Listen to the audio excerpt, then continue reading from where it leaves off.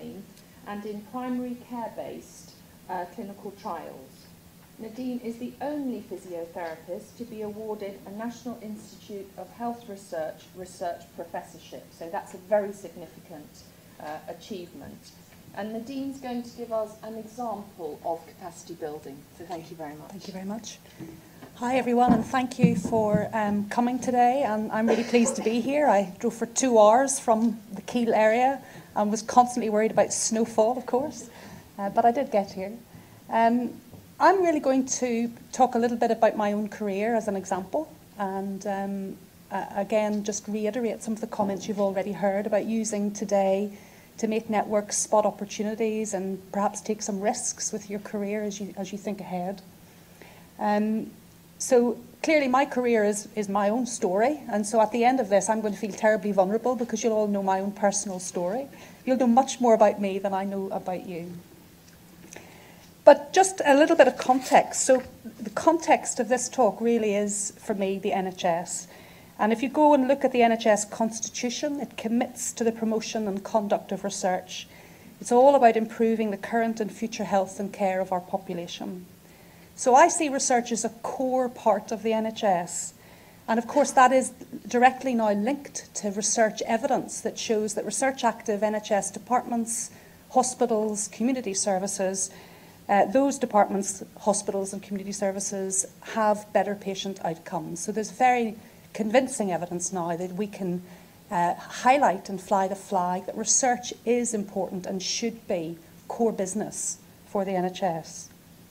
But of course, to deliver on that kind of inspiration, we need a strong infrastructure, and that infrastructure needs to include the right people with the right skills, the right knowledge and the right networks to make sure that the research we do is the best quality research it can be that really can then be used to change and improve practice. So my context very much, of course, is as a physiotherapist by clinical background. So my story that I'm going to share with you is very much in the context of the physiotherapy profession.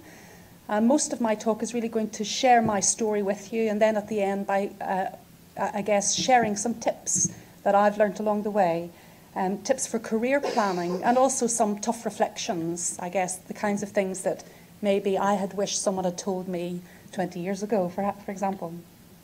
So this is my research context. I'm a musculoskeletal pain researcher. My PhD was on back pain, but since then I've moved, but not very far, into other musculoskeletal conditions. So a lot of work in osteoarthritis, and more recently work in shoulder pain and musculoskeletal services in general, particularly in primary care, which of course is a challenging landscape for research in itself. The kinds of research that I do really focuses on large randomised trials, although not exclusively, but that is my main business. And a lot of the interventions that we're developing, testing and implementing are what we would call complex interventions, multi-component interventions that require considerable development before they're then put into a randomised trial for testing. So the kinds of things that I'm busy working on at the moment are things like developing models of care that subgroup patients for matched treatments in the NHS, working out which groups of patients should be matched to which treatments. More recently, we've been looking at changing a musculoskeletal service in general practice to allow a direct access pathway to physiotherapy and putting that into a cluster randomised controlled trial for the first time. And a trial that we're just finishing analysing is looking at vocational advice support in general practice, where physiotherapists are working as vocational advisors for musculoskeletal pain patients and looking at key outcomes like days lost from work. So that gives you an example of the sorts of things that I do, clearly complex interventions that require multidisciplinary teams to deliver. But what about the context of physiotherapy? If we go back in time, if you like, to when I was starting off in the profession, well, it's fair to say that we were viewed as a bit of an emergent profession. I'm not sure I like that term, but it's one that has been used to describe the physiotherapy profession about 20 years ago.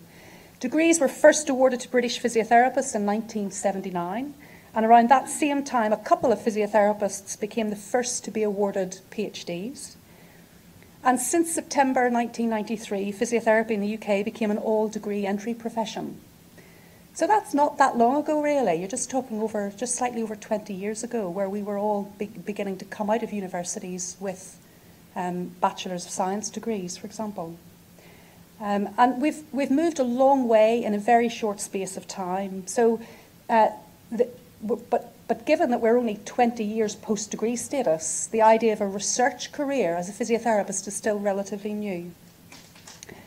In fact, most physiotherapists who did PhDs early on were doing PhDs through other more academic disciplines, so very often psychology, biomedical science, and medicine. And a lot of the physiotherapists with early PhDs were very much nested in other more academic and more established university departments. But it's fair to say that when you look at our profession now, and of course we've heard already from folks that have led research in the profession like Anne Moore, we really could be described, I think, as punching above our weight, because physiotherapists are now working at all levels of research and are recognised as doing so, from assisting with research, carrying out their own research, right through to leading research teams and developing and managing large research programmes, leading large NIHR infrastructures like Clark's, for example, which is wonderful to see.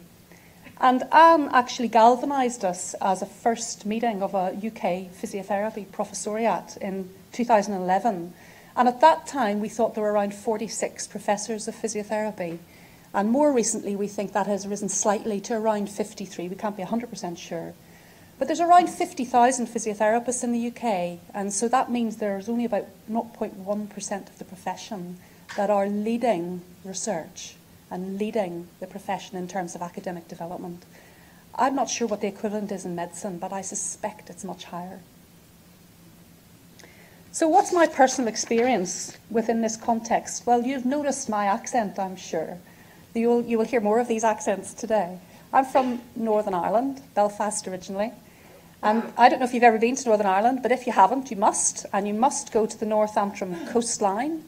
Right up and drive up. You must drive along the coast road up to Bushmills for some whisky tasting, and also to the Giant's Causeway to stand on the stones that the giants threw at each other across from Scotland, apparently.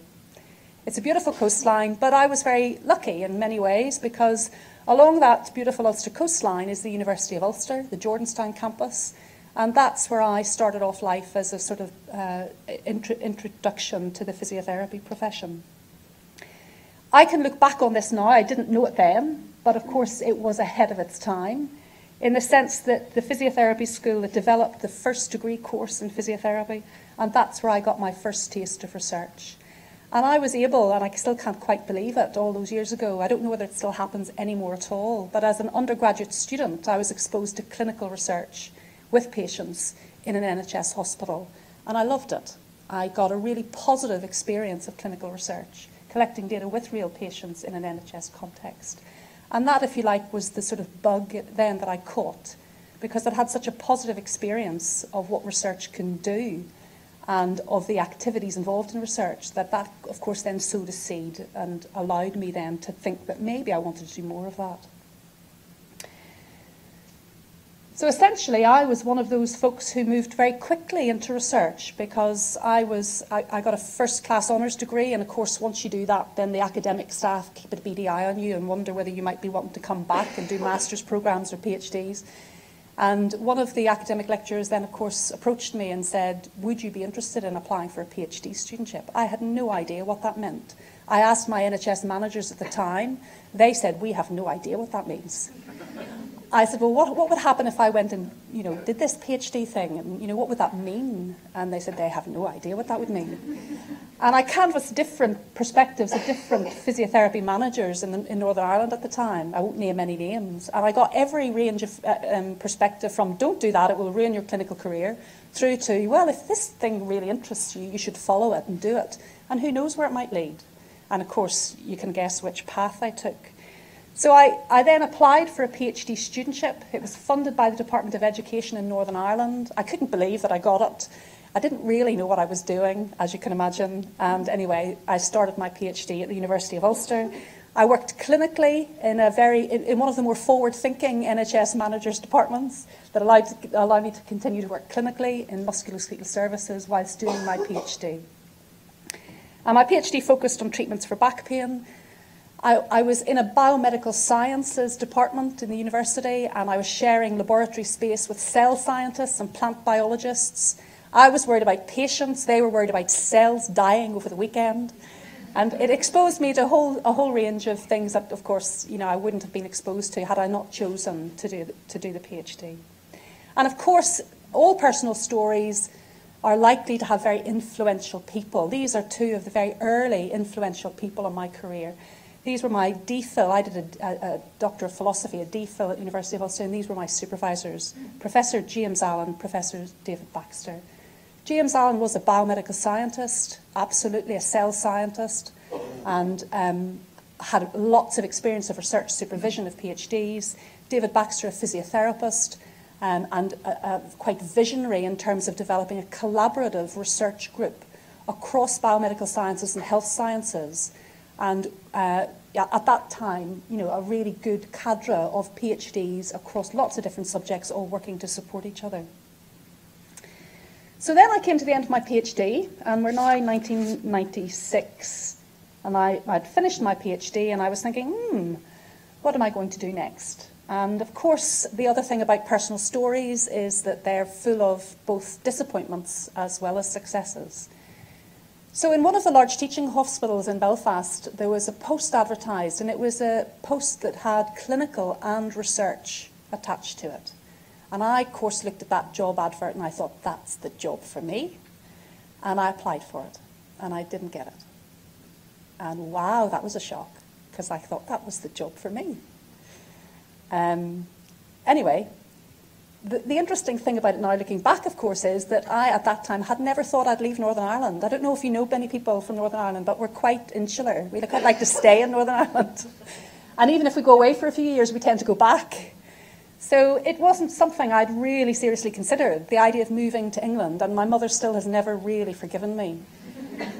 Luckily, my brother and sister both moved away for a few years, as you do, but they both moved back. So she's got 2 of the 3 children around her, but she still, today, after 20 years, says, when are you coming home? Yeah. So I looked for opportunities abroad, and at that stage, of course, I told myself I was going for interview experience. I went for an interview at Coventry University. I got the job, and of course, there we are. So I entered a 4-year period at Coventry of what I call my early postdoc years, and I characterised those years as wearing many hats. Those of you who are working as academics in AHP departments, I'm sure, will find this familiar. So why do I consider this as a sort of wearing many hats? Well, I was learning about how to teach. I was doing teaching courses. I was organising clinical placements for undergraduate physiotherapists and doing lots of clinical visiting. I was beginning to take on master's students supervision and beginning to take on PhD supervision. And I was beginning to think, how on earth do I keep my research going amidst all of this? I need to keep the research going. And so I was trying to publish for my PhD and trying to develop research collaborations and write grants. So it was a very busy time with lots of new learning. And I look back on that time and think actually that it was a very positive experience because of the testing, if you like, of wearing all of those different hats, because it exposed me to lots of different things and helped me decide what is it I really want to do amidst all of this. I moved to Coventry University. Obviously, many of you will know Coventry, to the School of Health and Social Sciences, and I took up a lecturing position wearing all of those different hats, and I did that for 4 years. There were key highlights of that time that I really look back on now. For example, I began to publish in the journals that I'd respected as a PhD student, and I was beginning to see my work being disseminated.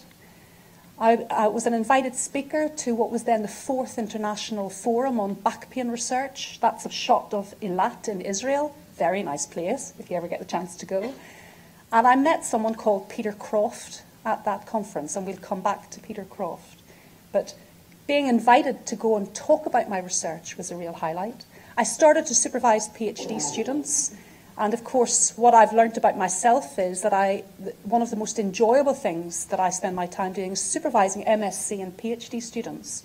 And so getting involved in that early was a really positive experience for me.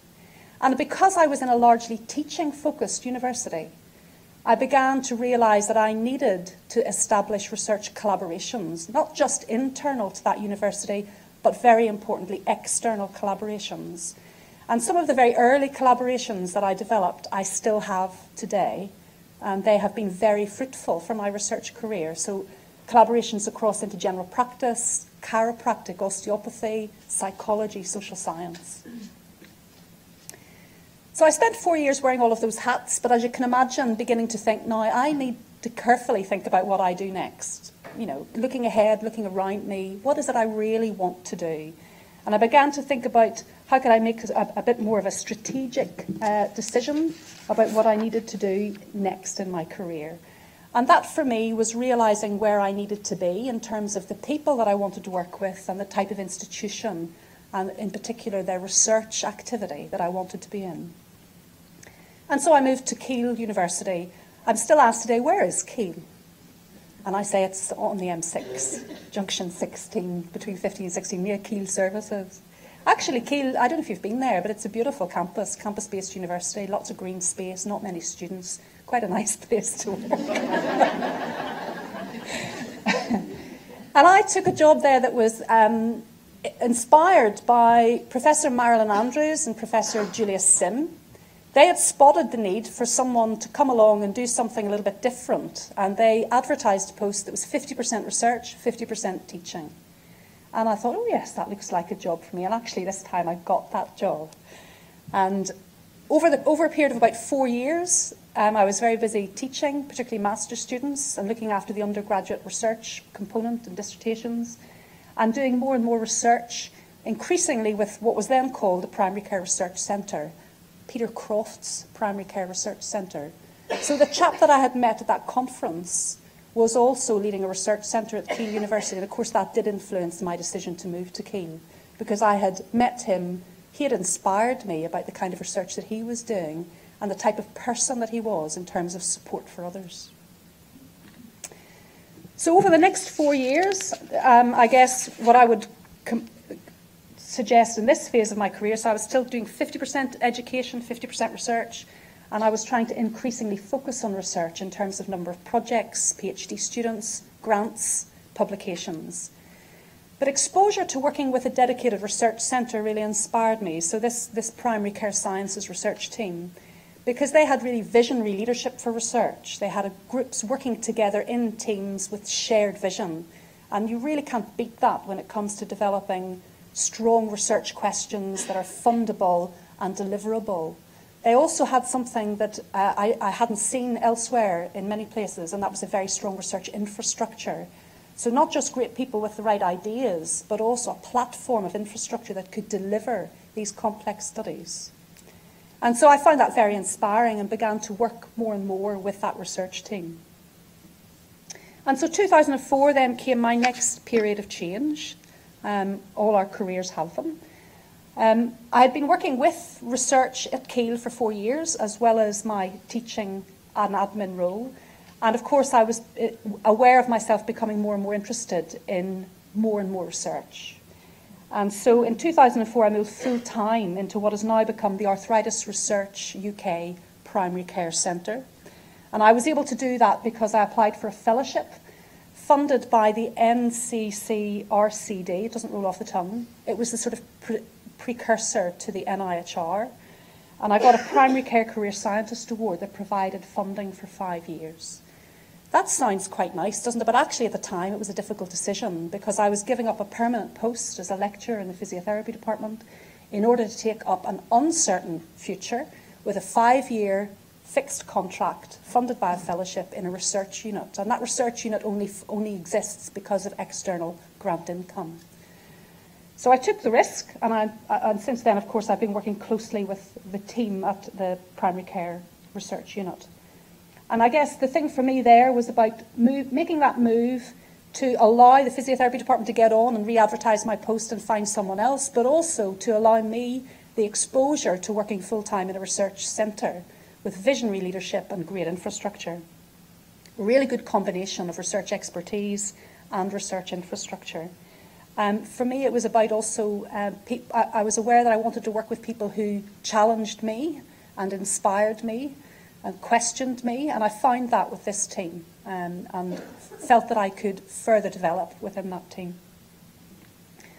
Why is that important in my story? Well, because that period, that next 5-year period, whilst I was doing that fellowship in this dedicated research role, really galvanised my career. I'm absolutely sure that I would not have proceeded to succeed across all of those different sort of research indicators in the way that I have, had I not made this decision to give up a permanent post and move for a fixed-term contract, because it really galvanised my success. And I'm not blowing my trumpet, but I want you to understand the difference that a dedicated fellowship period makes to careers. So, for example, in the period between my PhD and 2004, so that was 8 years, I'd published 18 peer-reviewed papers.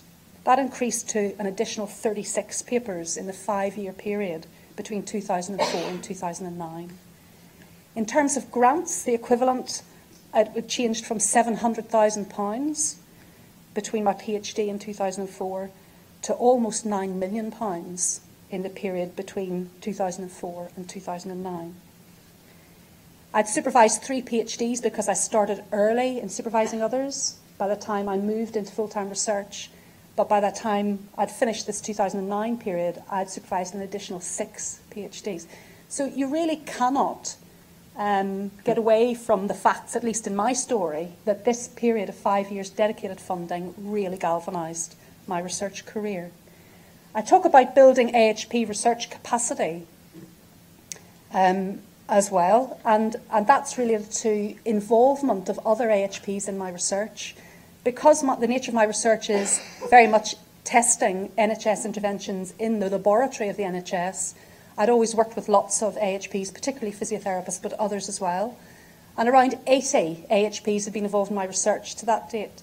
But by the time I'd finished 2009, when you looked across all of the studies that I'd been involved in the NHS, around 250 AHPs had been involved, pharmacists, physiotherapists, as well as others, podiatrists, GPs, and so on. So what are the highlights of this time? Seeing my research published in some of the top general medical journals, being able to advertise and offer positions and salaried posts to the MSc and PhD students that I'd supervised. Grant income is an interesting one. You struggle, I think, for a long time to get your first grant. That's often the way. And then, of course, success breeds success with grants. Not surprisingly, funders like to award grants to people they think can deliver. So track record's really important.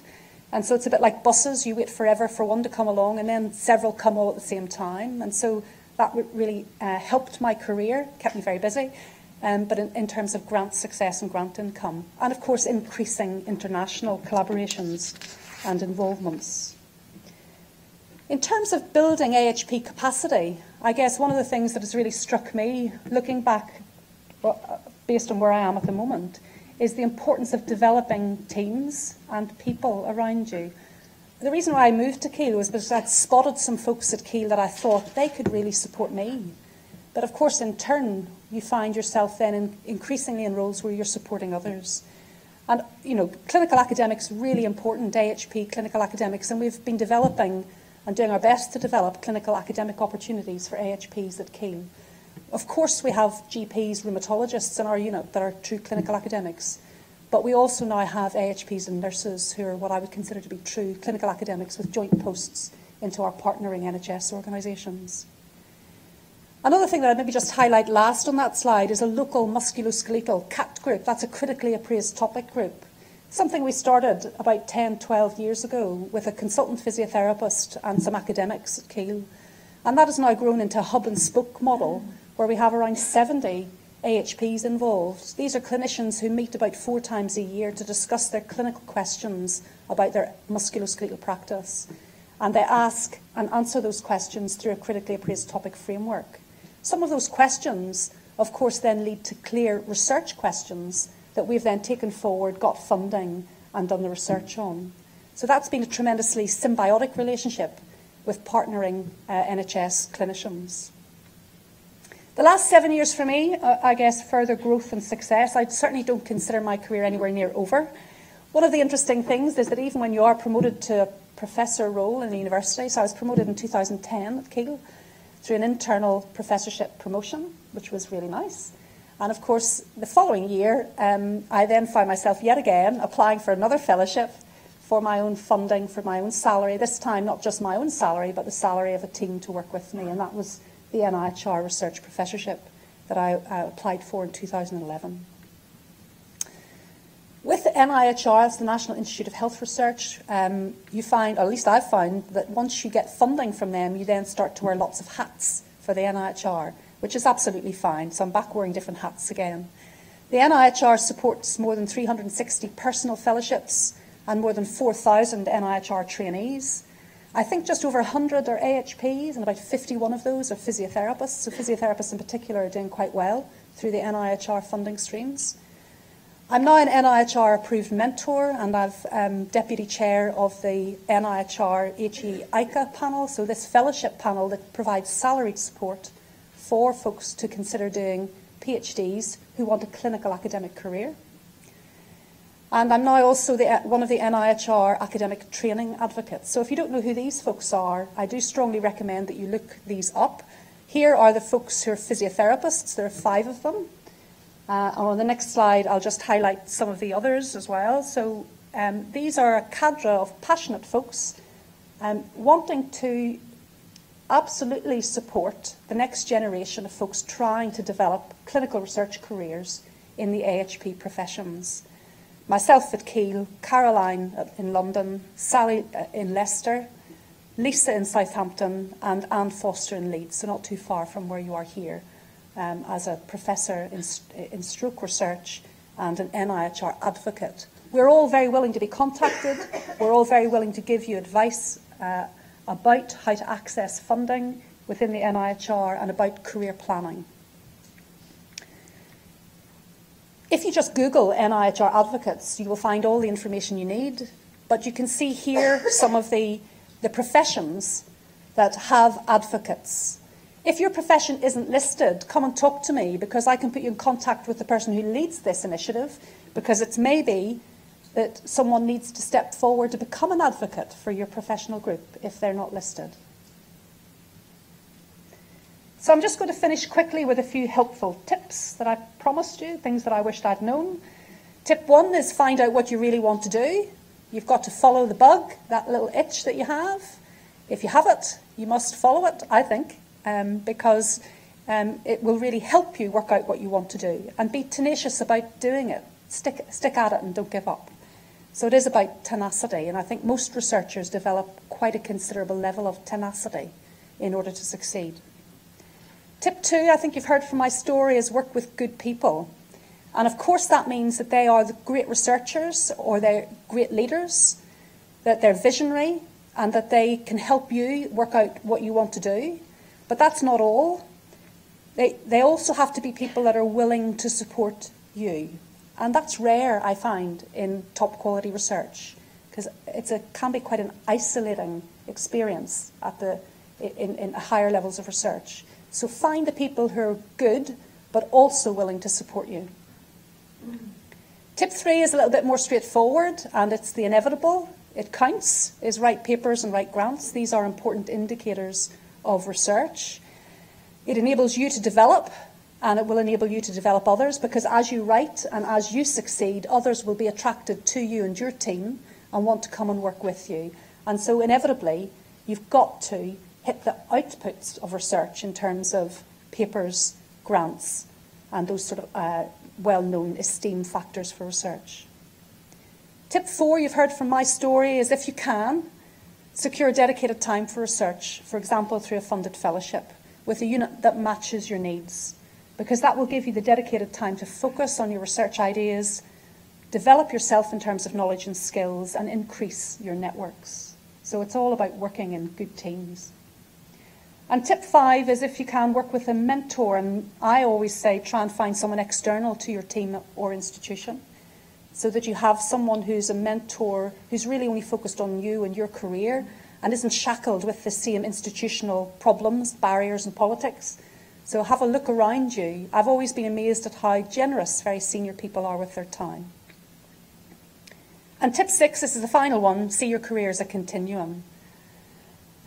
We don't all need to do everything in the next year or the next 2 years. Careers are lifelong things. So I guess having a sufficiently focused yet flexible approach to your career and your research will help.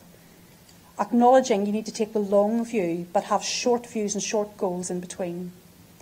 And I guess what you've seen from my story is, of course, it's interspersed with years of change, things that sort of completely take you in other directions that you hadn't anticipated. So I'm going to finish there, and I'm going to use this opportunity because I want you to take risks, to advertise that we have at Keele salaried PhDs currently on our website, 6 or 7 of them. Several of them are particularly for clinical academics, several of them for non-clinical academics. So if that kind of post is of interest to you, then have a look at our primary care Keele website or come talk to me. We run things like clinical trials courses. There's one coming up in June. I've brought some flyers with me. So if you are interested in clinical trials and you need some skills and knowledge training, use this opportunity to further your own career, even just from this talk. Thank you for your time, and use this slide, I like this slide, to just take the risk of changing things for your own career. Thanks.